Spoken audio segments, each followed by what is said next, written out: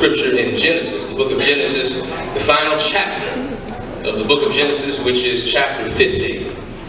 Genesis 50, this is for many a very familiar and old story, but I pray that God will allow us to have fresh insight and understanding on today. Genesis 50. I'm going to commence at verse 15.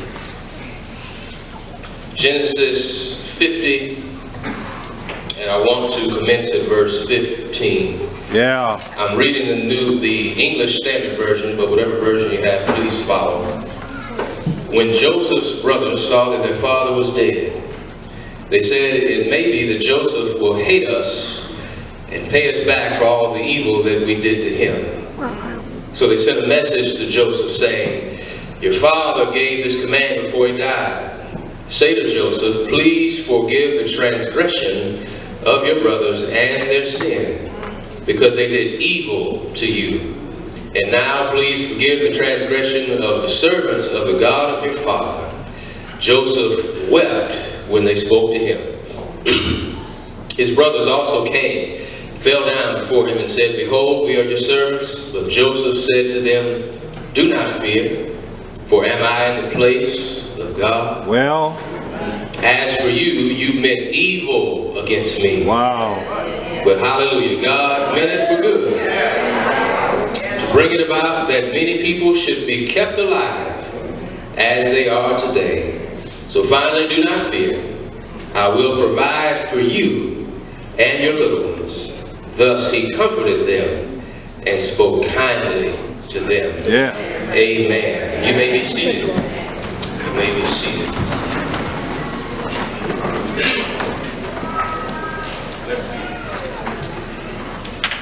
I want us to join together as we hear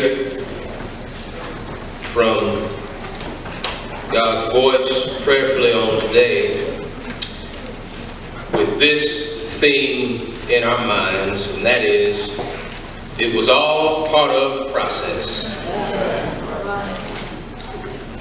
It was all part of the process. Speak, sir. Several years ago, David Brooks, a noted New York Times columnist, wrote a book entitled "The Road to Character." He essentially said in this book, Mr. Washington and Gray, that we in this society, if we're not careful, we consume ourselves with developing every aspect of our lives to the neglect of our character. Wow. He said, Deacon Woodard, that we obtain education often void of wisdom. Wow. As I read, God began to speak to me, and I began to reflect on the fact that in our society, many of us pursue cash, credit, and careers with an absence of compassion or consciousness for our community. Many, maybe not you, but someone you know, they celebrate prosperity void of principle. Many people desire satisfaction without considering substance. Wow. I can slide this in for our young adult generation and those who are blessed but broke in college right now. Don't be so quick to jump at what you think will satisfy you. Wow. Good word. Without regard for whether or not what satisfies you has any substance. Talk. Because if you jump into what simply and merely satisfies you, then you'll spend the rest of your life looking for that same level of satisfaction regardless of whoever it comes from. Many people want destinations without understanding the importance of the journey. And finally, we often confuse fame with significance.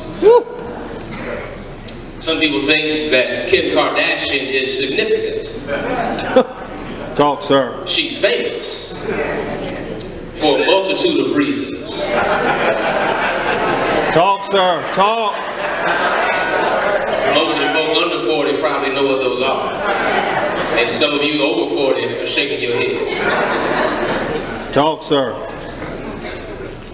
But if we're not careful, church, we'll confuse being renowned and famous with being significant. All right. Because we do so many things in our lives to the neglect of developing our character. And so what I come to say in one sentence today, if you don't catch anything else I say today, you will not be able to say that the preacher didn't talk about anything today, because I want you to remember this one statement. God specializes in using difficult circumstances to strengthen the character of those he calls into his service. Good stuff. Good stuff. Good stuff. You don't catch anything else. You heard Reverend Williams say on March 18th, 2018, that God specializes in using what you think is too hard and too challenging and too tough to toughen you up and develop your character. Yeah. Because here it is. He can't use you if he can't trust you. And he can't trust you if he doesn't test you. Yes, sir. And so life's circumstances sometimes get hard, not because God has forgotten about you, but because you're being tested. When the teacher comes in the room, he or she gives out the test and stops talking. That's right. Yeah. God, when you are being tested, is often silent. You're praying and singing and praying and serving and praying and crying and striving and straining, and the Lord is often silent. Because that's because you're being tested. It's all part of the process. Life is a process. Spiritual maturation is a process. God cannot mature us without a process. Let me show you, thank you, Holy Ghost, how committed God is to a process. Even God's only Son, thank you, Holy Ghost, had to go through the process of human life. The Savior of humanity had to be born of a virgin, carried in her womb, born and raised, subject to his parents, and he had to grow into an adult. Listen, thank you, Holy Ghost. All we have on Jesus is that he was the eternal Word, that the Word became flesh. Yep. He was born of a virgin named Mary, and then one day he stayed behind his family because they were a Jewish family. They headed back home from the annual festival. He stayed behind, come on and help me, at the temple. He was 12 years old. And the Bible says that he was not only raising questions, but it said they were astonished at his answer. And Mary, his mother, shows up frantic, saying, "Son, how could you do this to us?" And he said, "Didn't you know that I had to be about my Father's business, not Joseph, but my heavenly Father?"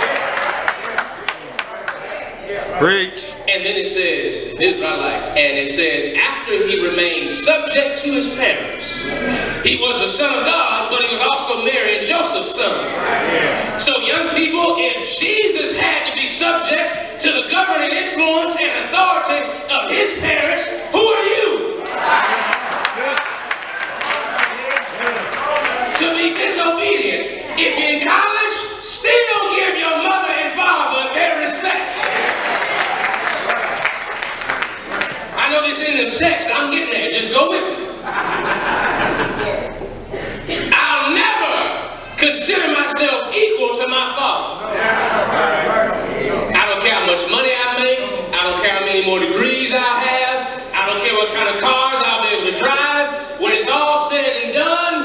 He's still my Father. He still did more with less.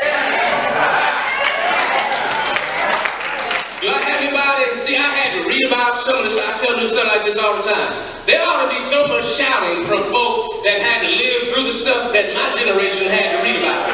See, if you lived through Jim Crow, if you lived through being called out of your name and being called gal and boy, being told where to go, looking at the colored sign, looking at the colored fountain sign, anybody here know that your big mama and your grandmama and your forefathers got their food from the back, not the front, had to sit at the back, not the front, had to get their PhDs in the hallway, not the class.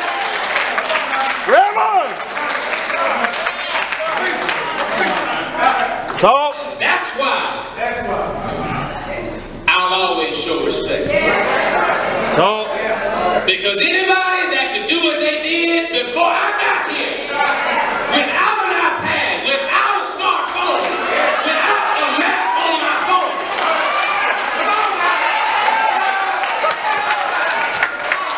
without the ability to film police officers who are brutal and abusive in their power. Talk. Talk, man. I know, I'm getting to my text. I know.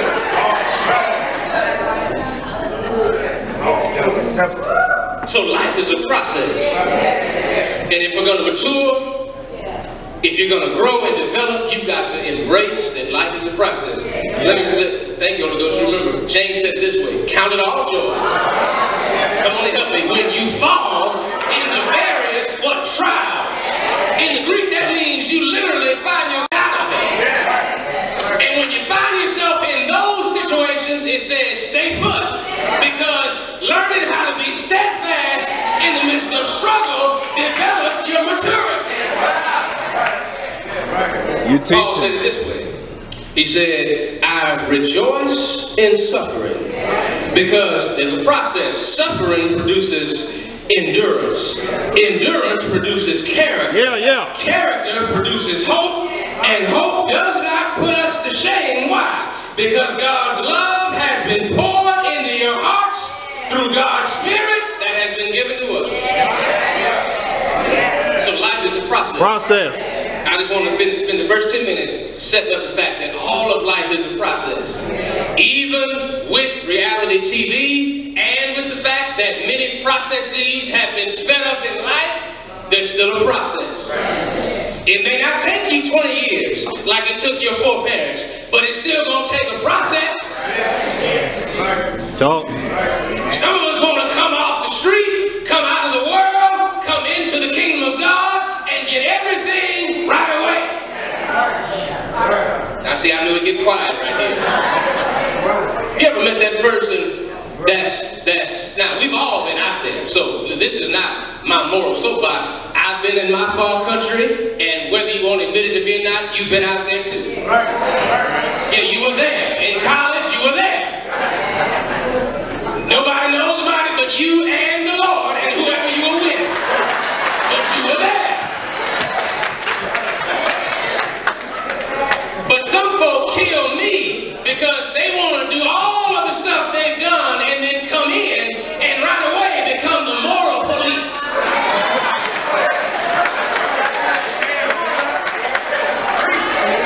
God doesn't need you to be the police. He needs you to be faithful.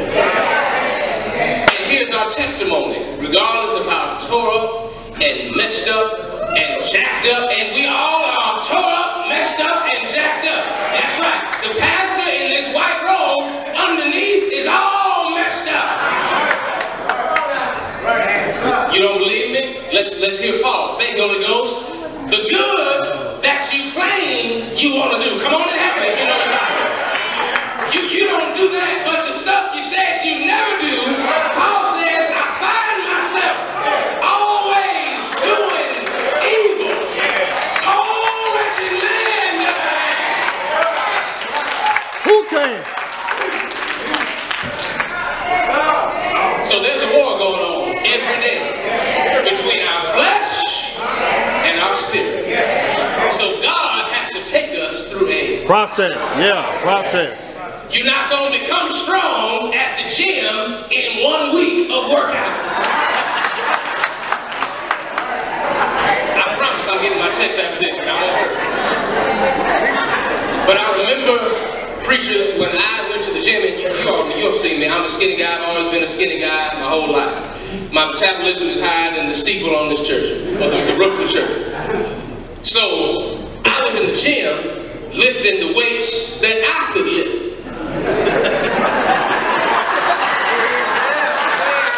Like you didn't go to the gym and lift the weights you could lift too. But I was lifting and working with the weight that I needed to work with. And the two guys spotted me that were my workout partners were a little bit bigger than me. And they pushed me. They didn't allow me to hurt myself, but they pushed me.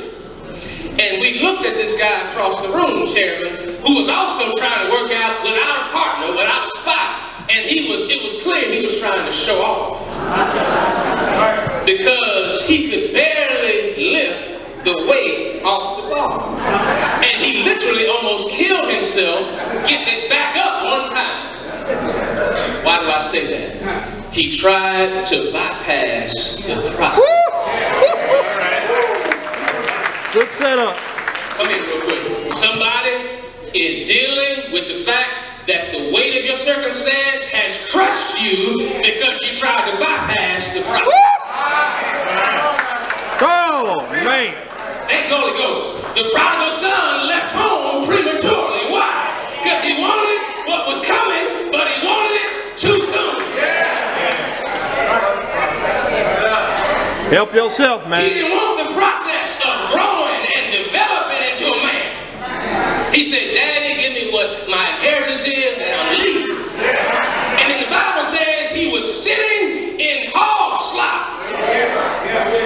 And he came to himself and said, how foolish do I look? A Jewish son sitting in the midst of pigs and swine, wishing I could eat the slop of the swine. And my Father's house provides all the comfort, favor, convenience that I could ever receive. Anybody here glad that whenever you ventured out into your far country because you wanted to bypass God's process, that as it says in the Bible, that the Father was standing there waiting on the Son? Anybody here can shout on the fact that God is always like this? Every time you walk away from Him, He's still there. Every time you turn your back on the Lord, He's still there. Every time you do it your way instead of His way, He's still there. Anybody glad that He's still there? That He still wakes you up? That He still starts you on your way? That He still allows you to eat good and dress nice and drive nice and live nice? Don't sit there and look at me like you got that Mercedes on your own. The Lord did that for you. The Lord gave you St. John's to wear this morning. The Lord gave you red bottoms this morning. The Lord gave you that job, that money, that man, that woman.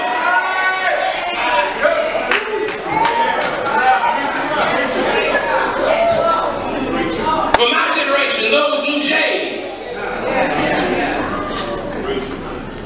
that Coach Purse you like so much, all that can go away if you forget that God sometimes has to force us to put all that down. Nothing wrong with it, I want you to have it, but don't let it possess you and forfeit the process of spiritual maturity. We're going to cut across the field, but look at this text. We see a young man who's been through a process. He's on the other side of his process. And now we hear the words of his testimony that God has brought him through every step of the way. And what I want us to do is I want us to understand the importance of learning some lessons that he learned.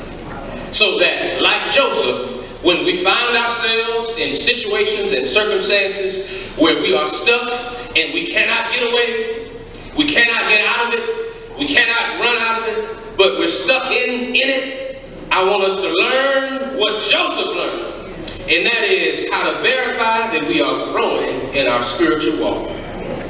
So what are the indicators, church, what are the indicators that showcase our maturity of faith and the development of our character? Well, first thing is, we have to learn to appreciate instructional pain. woo. The story says that Joseph's brothers saw their father was dead. And they began to say to themselves, it may be that Joseph will hate us. And they thought to themselves, he's going to pay us back. So they sent a message to Joseph saying, your father gave this command before he died. The father was, you know, Jacob. Yeah. He said, say to Joseph, please forgive the brothers of their sin, their transgression. They did evil to you. And now, please forgive the transgressions, watch this, of the servants of the God of your father. And then it says Joseph wept when they spoke to him. You see, in this moment, Joseph could recall all that he went through. And he encountered due to the chain of events that was set in motion by his own brother. His own brother. Let me ask you something. Have you ever been hurt by somebody close to you? Yes, sir. You ever been hurt by somebody that you trusted, you put your confidence in, and you found out that like everybody else, they too are flawed, they too are weak, they too have failures, and as a result, we endure and experience pain. He was betrayed by his own brothers, which led to his slavery, his sabotage, and being sentenced to incarceration. So it's understandable and frankly expected that the recollection of being mistreated and enslaved and unjustly treated would be a painful one. Yet, the word for wept in our text has two layers of meaning. It suggests not only that he wept because he remembered the pain, but that in the midst of remembering his painful past, he had come to a place that he could also have a sense of joy in the midst of his painful recollection. And this was only possible because he understood that suffering was a prerequisite for his spiritual maturity. Pain and misfortune and discomfort became instructional. And it does the same for us when we understand that it has the power to mold us and to shape us in ways that comforts and conveniences cannot. Yeah. You see, trouble awakens us in ways that tranquility cannot. Conflict and crisis forces us to be alert in ways that calm situations do not. Right. Disappointment and devastation reveal to us how much it costs to be truly faithful to God when you're uncertain about how God's going to work it all out. You remember Jacob? Jacob learned the meaning of instructional pain because he wrestled with God and walked away with a new name, but he also walked away with a limp. Moses was prohibited from entering the promised land because the Bible says that when God instructed him to speak to the rock, that he struck the rock. And because of his disobedience and his momentary lapse of faith, God decided, he said, I'm going to let you look over, but I'm not going to let you walk in. Think about how painful it would be to be Moses, to leave Israel out of Egypt, get to the edge of the promised land, and hear God tell you, I'm not letting you enter in. Because you need to learn that you are. You remember Naomi? Naomi felt hopeless and helpless. Both of her sons had passed.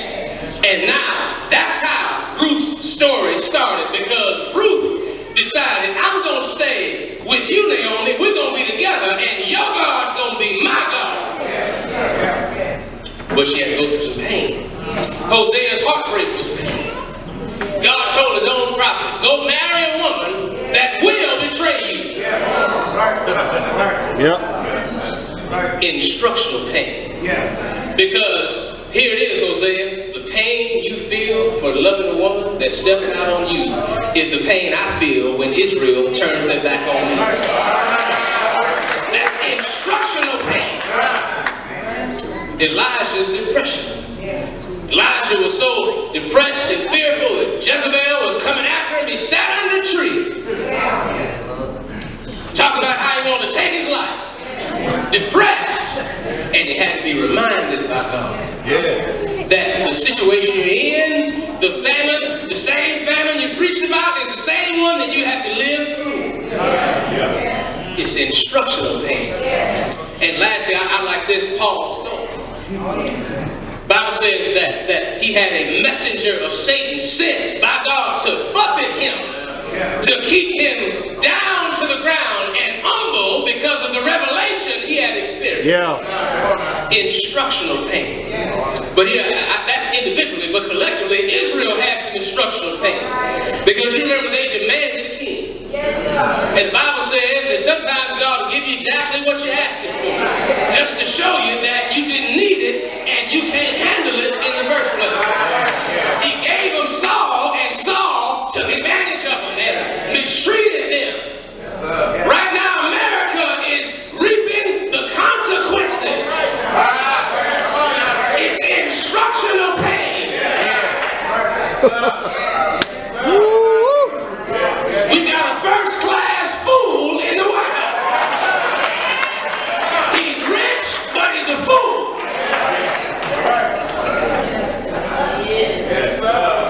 And if you voted for him, too bad.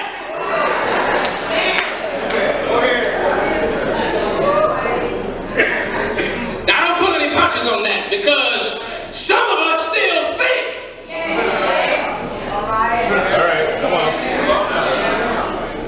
That we've reached a point in our society where the stuff that your grandparents and your parents and my grandparents and my parents dealt with is no longer here.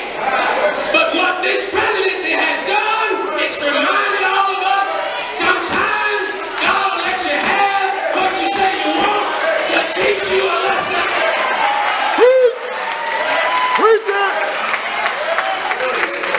It's instructional pain.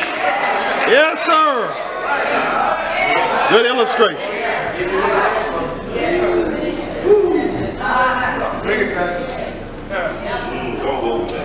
But in our text, Joseph had to learn how to apply and reshape and redirect his pain in a constructive way. That's why he could weep in their presence, but not jump on top of them. You ever had somebody hurt you and you had the opportunity to take advantage of them, but you matured to a place that you chose not to? See, forgiveness, watch this, is an obligation, not an option. Wow. The text says, they said, their father said, please forgive the transgression of your brothers, and then they call themselves, for we are now servants of the God of your father. They address themselves as servants in Joseph's presence. Because Joseph's in the position of authority now. Yes, he is. Yeah. When they had their hands on him years ago, he was at their mercy. Now they're at his mercy. And Joseph learned forgiveness is an obligation for the believer, not an option. Because forgiveness, Deacon Woodard, is the release from the bondage of bitterness. Well, it's the process by which we exercise godliness without a guarantee of receiving what we offer. woo, good job. What did I just say? I just said that just because you show forgiveness don't mean that the folk you've forgiven are going to reciprocate.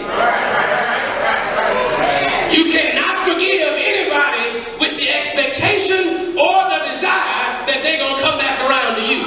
You got to make up your mind and your heart and your spirit, because God says I have to. I'm going to forgive you, and if you can't get with me and reconnect and reconcile, God bless you, and I'll be on my way.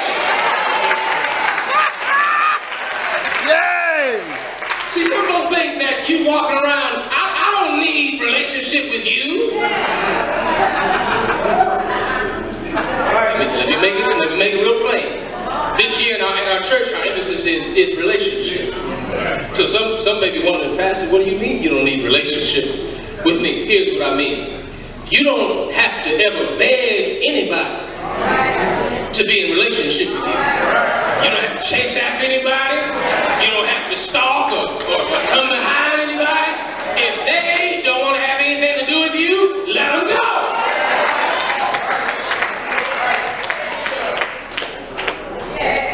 Life has taught me there's some folk I love at a distance, and there's some folk I love up close. I love my wife up close. I love my children up close. I love this church up close. But there are going to be some individuals in your life that you're going to have to love from a distance. But as a Christian, you're going to have to forgive them. It's going to take everything in you and some more.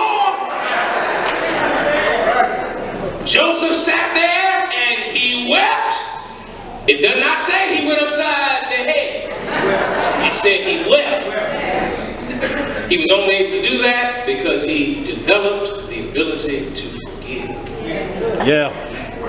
So forgiveness is an obligation, not an option. But secondly, instructional pain also taught Joseph, and it teaches us that favor often distinguishes us in the midst of, rather than in the absence of, our greatest difficulty.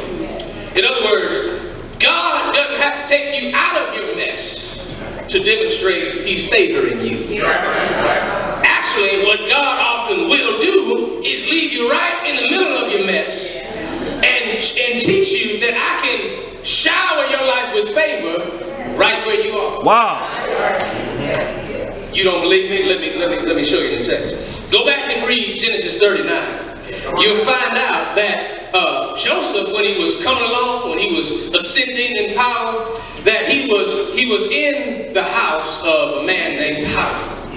Yes, sir. And the Bible says that Potiphar trusted him so much that he essentially put him in charge of everything in his house, second only to Potiphar himself. And the Bible says that before Me Too and before some of the other stuff that's going on right now, that the woman, don't get quiet now, the wife of Potiphar made a pass at Joseph. Bible says Joseph was such a righteous man, not a perfect man, but a godly man, that he literally ran out of there, and she grabbed his shirt and ripped some of it off and lied on him, falsely accused him of taking advantage of her, held up his garment and said, look what your employee did. He was favored, he was in charge, but he was being framed. It wasn't that he was no longer favored. It was just that God had allowed him to be favored for a season. And then he moved him along. Joseph was in prison. In the process of his journey, he was favored in prison. Genesis 39, go back and read it. He had God's favor. He could interpret dreams. But it also said that when the guy that he helped out got out of prison, he forgot about it. What am I saying? When you are learning the meaning of instructional pain, it will often require that you understand not only the importance and necessity of forgiveness, but that your pain, your problems, your predicament does not negate the fact that God is still favored. Yes, sir. Because here it is. I said it before. If you have leftovers, that means you have more than enough. That means God has favored you. If you got more than one pair of shoes, God has favored you. If you got a car to park in your driveway, God has favored you. If your lights come on when you hit the switch, God has favored you. If there's toothpaste in your medicine cabinet when you get home, God has favored you. If your house is still intact when you get home today, God has favored you. If God woke you up in your right mind this morning, God has favored you. If God guided your airplane through the sky, God has favored you. If God kept you safe on the highway on your way to church today, God has favored you. Don't let difficulty and disappointment make you forget about the fact that God is still good. Yes, sir. Anybody here know that God is still good? Despite where you are, what you're going through, He's still good. That's instructional pain. But then Joseph quickly had to learn, as we move quickly, that he had to learn how to avoid an irreverent posture. Because I already said, he sat there and wept when the brothers finally figured out this is Joseph, our brother. He's in charge. Text says they came and fell down before him and said, we are your servants. But here's what he said. He says, do not fear, for am I in the place of God? You see, Joseph had matured to a place he refused to internalize an opportunistic attitude or a devilish disposition. You ever met anybody that had a devilish disposition? You ever met anybody that is an opportunist? They just seek to take advantage at every turn in life. It's demonic, it's devilish. It's not just petty posture of humility before his brothers. You ever thought about the fact that you and I, we rationalize revenge? You know what that means? That just means we come up with a justification for being ugly. That's all I said. We come up with an argument that satisfies our conscience to be mean and nasty and no good to folk. We rationalize revenge. Young single mother, listen to me, darling. Don't rationalize revenge on the no good Negro that left you. Because here's what you're going to do. You're going to hurt your kids. Listen to me today.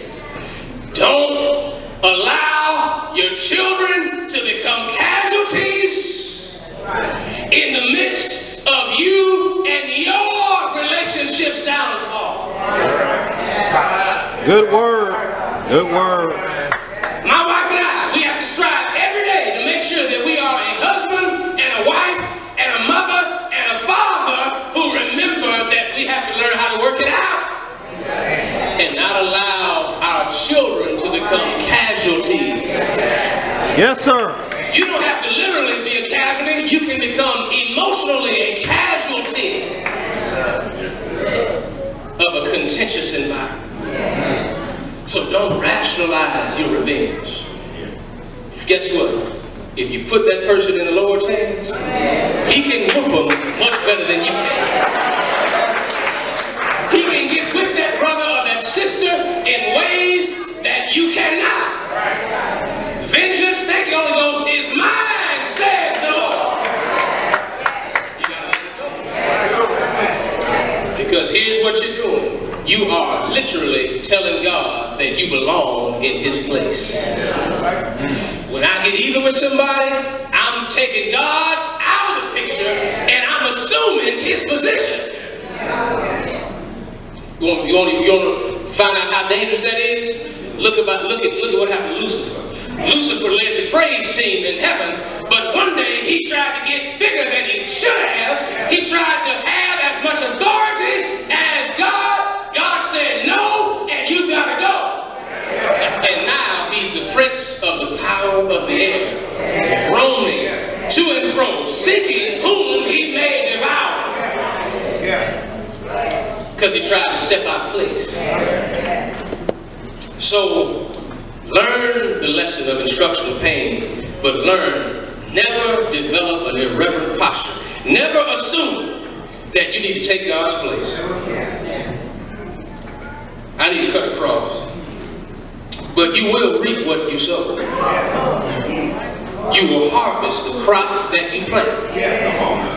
You will be rewarded with the dividends of your decisions, whether they are good or evil.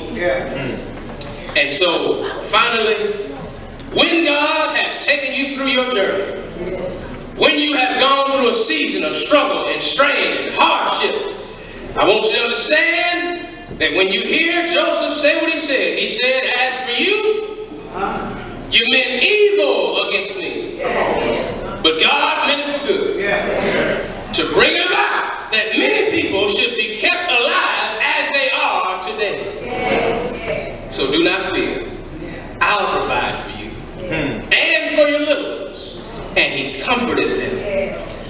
spoke kindly. Because Joseph finally understood that there was an incredible providence at work the whole time. Incredible providence. There's going to be pain. God's going to check and test your posture. But you need to remember that God has providence operating. Because God orchestrates our victories by allowing the fulfillment of the enemy's evil plans without losing his ability to fulfill his purposes. Yes, sir. Yeah. We encounter detours, but God still has the power to get us to our destination. Yeah. The intended destination of the believer that is trusting in God does not change even if the itinerary does. The only possible way we can understand this is by understanding the correlation between circumstance and providence.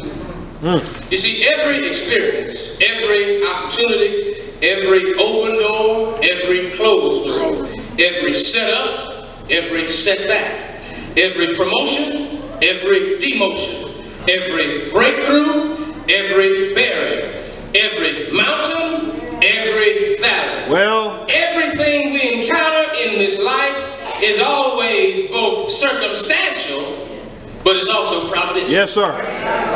You see, providence, it means being positioned circumstantially emphasizes where we are.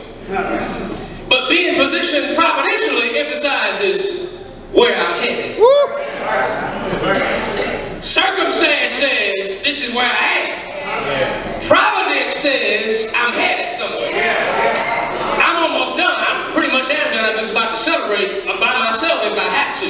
But do I have anybody that can help join in and be glad and shout because God not only allows you to be stuck in your circumstance, that's where you are, but God will remind you of where you're headed.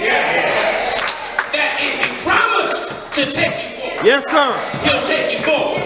If He promised to bring you out, He'll bring you out. If He promised to lift you up, come on and help me, He'll lift you up.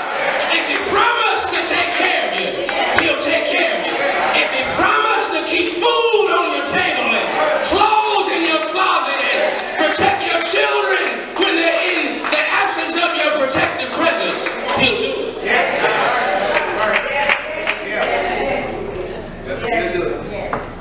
This is simple, but you can attest to this, and I'm done. You ever been driving using your navigation?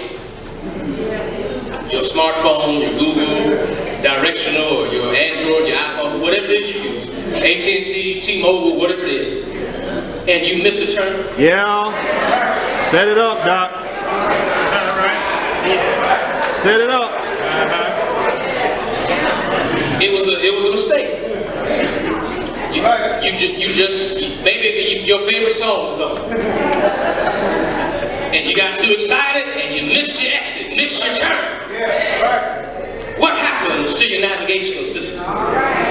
Redirect. All it does is it reroutes you.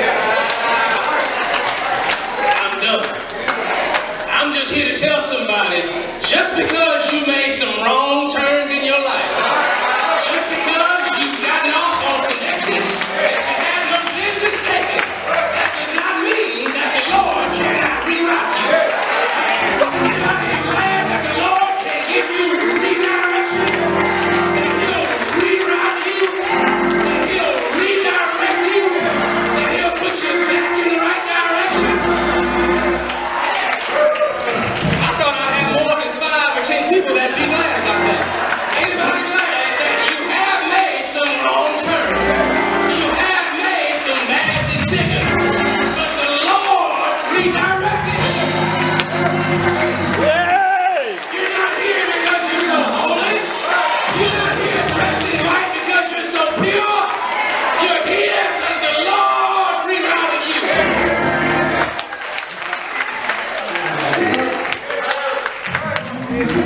Stay right there. If Joseph had not been betrayed by his brothers, he wouldn't have been thrown into the cistern. If he hadn't been thrown into the cistern, he would not have been pulled out and sold to the Ishmaelites. If he had not been sold to the Ishmaelites, he would have not been employed in Potiphar's house. If he had not gotten a job in Potiphar's house, he would not have been falsely accused by Potiphar's wife. I see If he it. had never been falsely accused by Potiphar's wife, he would not have been sent to prison. I see If it. he hadn't been sent to prison, he wouldn't have been in position I to see it. interpret dreams of Pharaoh's cupbearer. I see it. If he hadn't been in position to interpret dreams of Pharaoh's cupbearer, he would not have been in position to interpret Pharaoh's dreams. And if he had not interpreted Pharaoh's dreams, he would not have been promoted in Pharaoh's house. Joseph is where he is because God providentially placed him there. And we are where we are because God has placed us right where we are. I'm done, but I don't know about you, but I'm glad that if I endure the process, that God has something for me on the other side of my process. I said I'm glad that if I endure to the end, that the Lord has something for me on the other side of my pain, on the other side of my struggle, on the other side of my long nights, and on the other side of crying my tears, and on the other side of walking my floor, on the other side of long days, on the other side of my frustration, on the other side of my fear, on the other side of my heartbreak, on the other side of my betrayal, on the other side of my pain, on the other side of my hardship, on the other side of my heartache, on the other side.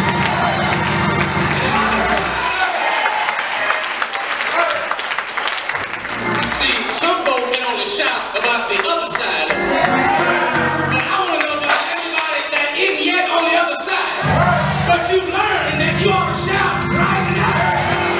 Until you get there. The Lord is still there. The Lord is still strong. The Lord is still mighty. The Lord is still able. Anybody know he's able? Anybody know he's able? Has he kept you in your right mind? Has he laid out his promises?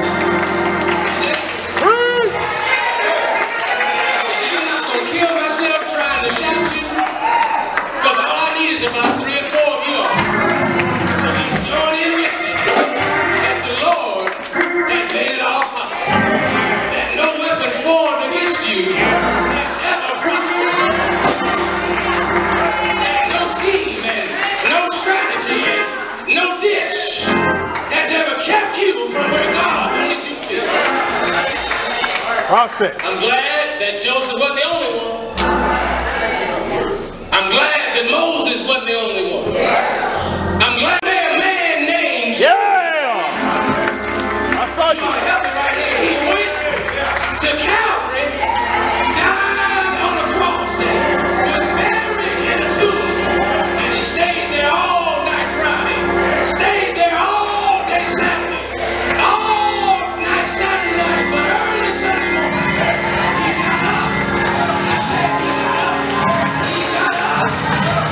And somehow, not because of the power, but with all power. I said, because it's all power. I said, Calvary had to happen because it was all part of the process. Process. Your heartache had to happen because it was a part of God's process. Yes, sir. God doesn't condone it. God is not evil, but he allows some things to happen because he'll use it Develop your to character. strengthen you. Yeah. In the same way they recycle Bible, God recycles your life. He revitalizes your spirit and renews your mind. So if you're in a tough spot, remember, it's all part of the process. Everybody stand.